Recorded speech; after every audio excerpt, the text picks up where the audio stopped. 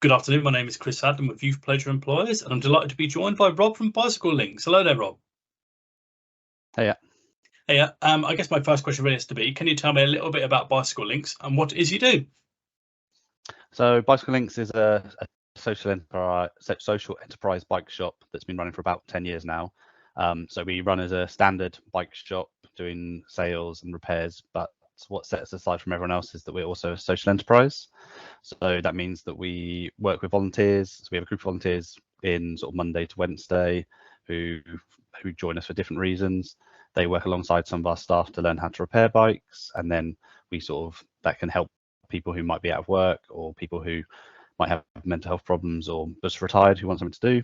And then those bikes we sell in the shop, but we also look for sort of grants and contracts to get bikes out to people who might not be able to afford bikes. So currently we're on a project called Welcome Wheels, along with local charities to deal with asylum seekers and refugees, helping them get a bike, lock and lights. We also have recently finished a project called Free Bikes for Kids, helping families who might not be able to afford to get bikes for their kids to help them out. So yeah, so as well as, it's been a shop, but also a lot of social projects helping people get riding. It's fantastic to hear about all the work and all the positive stuff you're doing. And what kind of what kind of people and roles do you have within Bicycle Links to facilitate those different sides of the business? So we have everything from myself sort of managing and sort of keeping all the bills paid, to workshop staff who focus on doing the repairs and checking over bikes that need to be sold, sales staff who interact with customers, keeping the shop looking nice, replying to emails and sort of doing our social media. And then we have some staff who just work with volunteers, so they won't do sort of face-to-face stuff with customers. Their job is to make the volunteers feel welcome, teach them how they're going to repair bikes and sort of do the sort of work on the social side of it. And then some people who help with the sort of looking for funding and keeping the projects going. So it's a good spread of people who are hands-on and technical to people who are just good with people. You've touched on it there, how you've got a range of skills across all these people. What kind of sort of core personality traits and soft skills do you think would suit someone well coming into Bicycle Links? I would say the main thing is that you're happy to work with other people. So people who are, if you're chatty or you're sort of confident, sort of chatting with other people, because you spend a lot of time either chatting to other staff or chatting to volunteers or customers. Someone who's good with their hands. So I came from no experience working on bikes except for sort of stuff myself, to then sort of learning how to do punches and set up gears. So it's very much sort of learn on the job, and then there's training to be done. But I think as long as you have to get your hands dirty, or if you're good chatting to customers or volunteers, you can kind of come from any background, really. And from your experience, you paint a picture of a very varied business, as you say, lots of different people coming and going, different backgrounds, different experiences. So it sounds like no 2 days are the same. So, in your role, what are the good days like and what are the challenging days like? So the good days are just where everything goes how it's supposed to go. So come in, open up, deal with sort of emails, and normally sort of day starts with customers dropping off their bikes and sort of getting everything booked in, and then sort of everything sort of nice and simple.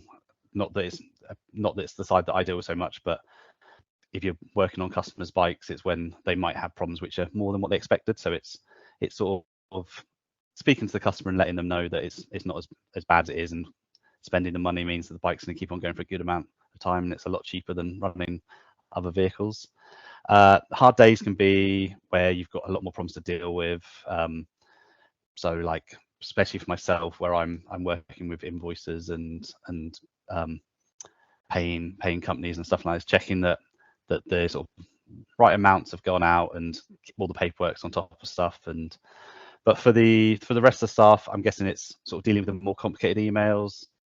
But mainly, I'd say it's quite relaxing. There's nothing that someone else isn't going to be able to help you with. And the nice thing about having a small but well-trained, well-experienced staff is that there's always going to be someone who can help someone else out, and someone who's got more experience in one side and someone who's got experience in the other side. So yeah, we've got new staff who might have started who might not have that much experience in sales, but if you shadow someone else, you learn pretty quickly and sort of see that it's more a conversation than a sort of sales pitch.